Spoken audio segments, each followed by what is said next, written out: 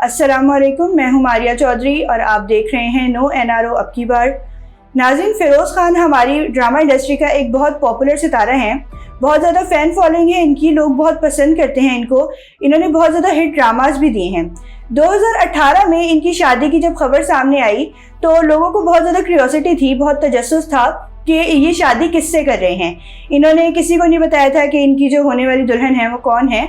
तो इस वजह से लोगों को बहुत ज़्यादा क्यूरियोसिटी थी कि आखिर वो लड़की है कौन जिससे फ़िरोज़ खान शादी कर रहे हैं। जब शादी की तस्वीर सामने आई तो लोगों ने बहुत इस कपल को सराहा कि पिक्चर्स में जो दुल्हन है वो बहुत ज़्यादा हसीन है और हमारी अक्सर पाकिस्तानी एक्ट्रेस से ज़्यादा हसीन है। अलीज़े फ़ातिमा था उस लड़की का नाम जिनसे इनकी शादी हुई। शादी के इन्होंने स्टार्टिंग के साल बहुत अच्छे गुजारे। शादी के बाद इनका पहला बेटा हुआ जिसका नाम इन्होंने सुल्तान रखा। फिर 2020 में ये खबरें आना शुरू हुई कि इनकी शायद अलैदगी हो गई है इनकी वाइफ से, क्योंकि दोनों ने ही इंस्टाग्राम पे एक दूसरे को अनफॉलो कर दिया था। तो ये बहुत ज़्यादा ये रूमर्स आए कि इनकी अलैदगी हो गई है, लेकिन इस पर किसी ने कोई तबसरा नहीं किया। ना अलीज़े की तरफ से कोई बात सामने आई और ना ही फ़िरोज़ की तरफ से इस बारे में कोई बात की गई, क्योंकि फ़िरोज़ ने उस वक्त कहा कि मैं अपनी लाइफ को बहुत ज़्यादा प्राइवेट रखता हूँ, तो जो ये लोग खबरें फैला रहे हैं कि हमारी अलैदगी हो गई है उनको इस बात का कैसे पता चला, मैंने तो कभी किसी को इस तरह की कोई बात नहीं की। उसके बाद फिर इनकी वापस सुलह हो गई और इनकी फिर एक बेटी हुई और बेटी का नाम इन्होंने फ़ातिमा रखा। अब बेटी इनकी माशाल्लाह से 7-7.5 साल की हो गई है, लेकिन दोबारा से वही सारी खबरें आना शुरू हो गई हैं कि इनकी अलैदगी हो गई है। वजह फिर वही है कि दोनों ने एक दूसरे को इंस्टाग्राम पे अनफॉलो कर दिया है और दोनों की फैमिलीज़ ने भी एक दूसरे को अनफॉलो कर दिया है। उसके बाद फिर जब ये खबरें आई कि अलैदगी हो गई है, फिर हमारे सामने ये बात भी आई कि इनकी बाकायदा तौर पे डिवोर्स हो गई है। डिवोर्स के बाद मामला आया बच्चों की कस्टडी का कि बच्चे किसके पास रहेंगे। फिलहाल क्योंकि बच्चे इतने छोटे हैं तो अदालत के मुताबिक होता यही है, पाकिस्तानी लॉ के मुताबिक, कि जो छोटे बच्चे होते हैं वो अपनी माँ के साथ रहते हैं और जब वो एक एज तक पहुंच जाते हैं, तकरीबन 10 या 11 साल की एज में, तब वो बाप को हैंडओवर कर दिए जाते हैं। लेकिन यहाँ पर बच्चे क्योंकि बहुत छोटे हैं अभी, तो उनकी देखभाल माँ से अच्छी कौन ही कर सकता है, तो बच्चे माँ के साथ हैं। अच्छा, कल यहाँ पे इनकी हियरिंग हुई है कोर्ट में, तो वहाँ पर देखने में आया है फ़िरोज़ खान जब आए हैं तो बच्चे उनके साथ जाके लिपटे हैं, उन्होंने बच्चों को प्यार किया है। और जिस तरह टिपिकली एक चीज़ देखने में आती है कि इस तरह का कोई अगर मामला हो रहा हो डिवोर्स का, अलैदगी का, तो देखने में आता है कि माँ के पास अगर बच्चे हैं तो माँ रोकती है। तो इस तरह का अलीज़े की तरफ से कोई नहीं रद्द-ए-अमल सामने आया कि उसने अपने बच्चों को रोका हो या उसने जो है ना आंखें दिखाई हो बच्चे को, तो ऐसा कुछ भी नहीं था। बच्चे बाप के पास जा रहे थे, माँ के पास आ रहे थे, तो वो एक नॉर्मल ही चल रहा था। अब कोर्ट की जब हियरिंग हुई है तो कोर्ट में जो फ़िरोज़ खान के वकील थे उन्होंने अलीज़े के ऊपर इल्ज़ामात लगाए। इल्ज़ामात किस तरह के थे?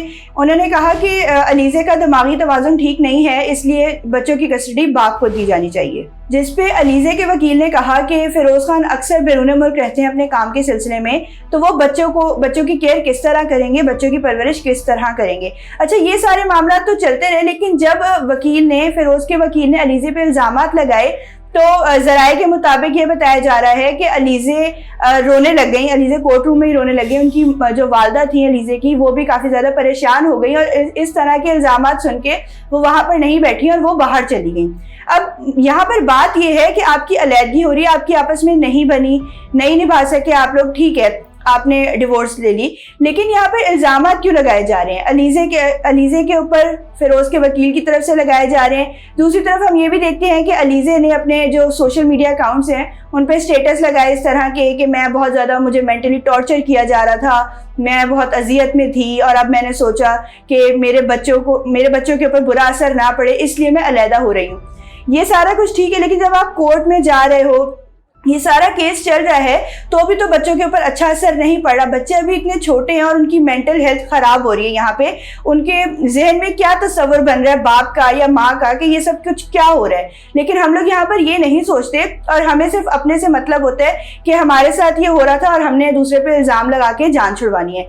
यही सब कुछ यहाँ पर किया जा रहा है। फ़िरोज़ खान की तरफ से कोई ख़ास बयान सामने आया नहीं था। हम देखते हैं जब शादी हुई थी तो उसके बाद फ़िरोज़ खान बहुत इस तरह के शेयर करते थे पोस्ट, इस तरह के स्टेटस शेयर करते थे कि अलीज़े की वजह से, मेरी जब से शादी हुई अलीज़े से मेरी ज़िंदगी में बहुत ज़्यादा पॉजिटिविटी आ गई है। उसके बाद उन्होंने एक स्टेटस इस तरह का भी शेयर किया कि अच्छे वक्त में जो खातून आपके साथ बराबर वाली सीट पे आपकी गाड़ी में बैठी हुई हैं, बुरे वक्त में भी वही होनी चाहिए। तो इस तरह के बहुत ज़्यादा स्टेटस देखने में आते थे। फिरोज की तरफ से, और अब अचानक से एकदम ये हुआ कि इनकी अलहदगी की खबरें आना शुरू हो गई। अच्छा, बीच में ये भी हुआ था, ये भी देखने में आया था कि फिरोज खान मजहब की तरफ बहुत ज़्यादा उनका रुझान हो गया था। मौलाना तारिक जमील के साथ वो बहुत ज़्यादा उठते बैठते दिखाई देते थे। जो हमजा अली अब्बासी हैं उनके साथ उनका उठना बैठना बहुत था, और उनका पूरा रुझान उस मजहब की तरफ हो गया था, जो एक अच्छी बात है, जिसकी वजह से उन्होंने ये भी कहा था कि वो शोबिस को खैराबाद कह देंगे। और काफ़ी अरसे तक उन्होंने शोबिस को खैराबाद कह भी दिया था, उनके कोई ड्रामाज नहीं आ रहे थे, और बहुत अरसे बाद उन्होंने कम बैक किया और दोबारा से अपने ड्रामाज देना शुरू किया, और जो पहले की तरह हिट ही जा रहे थे। और फिर अचानक से ये खबरें आ गई।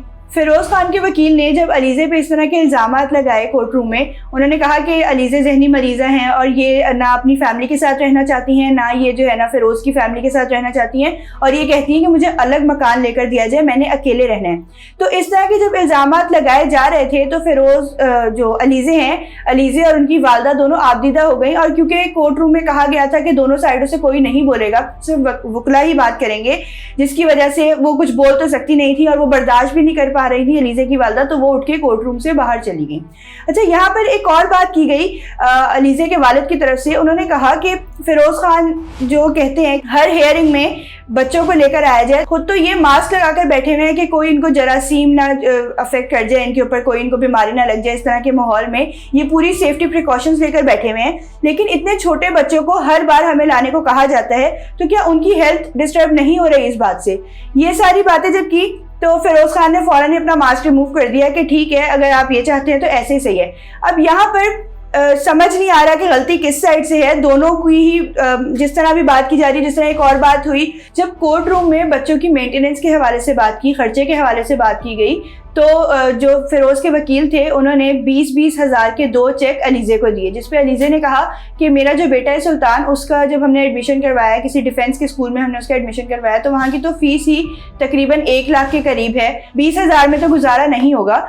जिस पर उनकी तरफ से, फिरोज के वकील की तरफ से कहा गया कि ठीक है, आपकी जो फीस स्लिप, फीस वाउचर जो मिलता है स्कूल से, आप वो शो करवाइएगा और उसके ऊपर हम जो है ना आपको पे कर देंगे, क्योंकि 5 दिन का टाइम होता है तकरीबन फीस वाउचर मिलने के बाद फीस पे करने के लिए, तो हम आपको बिल्कुल नेक्स्ट डे ही फीस भिजवा दिया करेंगे। तो अब यहाँ पर बात ये है, फिरोज खान का बेटा, फिरोज खान को क्या खुद नहीं पता कि उसकी फीस कितनी है, जो इस तरह की बात की जा रही है कि आप वाउचर शो करोगे और फिर आपको फीस दी जाएगी? इसका बेहतरीन हल तो यही है ना कि आप फीस खुद पे कर दो, आप स्कूल वालों से जाके बात कर लो, आप फीस खुद पे करो, आप अपने सारे जो एक्सपेंसेस हैं बच्चों के वो आप खुद उठाओ, और उनकी माँ को एक जो आप दे रहे हो थोड़ा बहुत, वो जो उनका रोज़मर्रा का खर्चा है वो आप उनकी माँ को दे दो। बाकी जो भी बड़े एक्सपेंसेस हैं, जिस तरह फीस हो गई, उनकी शॉपिंग हो गई, उनके खाने पीने का हो गया, वो आप खुद ख्याल रख लो। लेकिन अगर आप ऐसा नहीं कर सकते तो आप ये भी बात मत करो कि आप फीस वाउचर शो करेंगे तो आपको उतनी फीस दी जाएगी। नाज़रीन, इस सबसे बच्चों की जो मेंटल हेल्थ है वो बहुत ज़्यादा अफेक्ट होती है। अच्छा, इंडस्ट्री में इस तरह देखने में बहुत आया कि बहुत सारे कपल्स की आजकल डिवोर्स देखने में आ रही है। पिछले कुछ सालों से यही देखने में आ रहा है कि बहुत धूमधाम से शादी होती है, बहुत हैप्पी कपल होता है, और फिर कुछ दिनों बाद सुनने में आता है कि इनकी डिवोर्स हो गई है, इनकी अलहदगी हो गई है। और इन लोगों को चाहिए, ये सेलिब्रिटीज़ हैं, इनको चाहिए कि आम लोगों के लिए मिसाल कायम करें, एक एग्जाम्पल सेट करें कि कपल गोल्स क्या होते हैं। लेकिन यहाँ पर क्या देखने में आता है कि ये जो कपल गोल्स दिखा रहे होते हैं पहले, ये बाद में इतना टॉक्सिक इनका रिलेशनशिप निकलता है कि आम बंदा वैसे ही जो है ना परेशान होकर रह जाता है कि जब इनकी लाइफ इतना अच्छा दिखने के बावजूद ख़राब हो सकती है तो दूसरों की तो कोई फ़र्क ही नहीं पड़ता किसी को।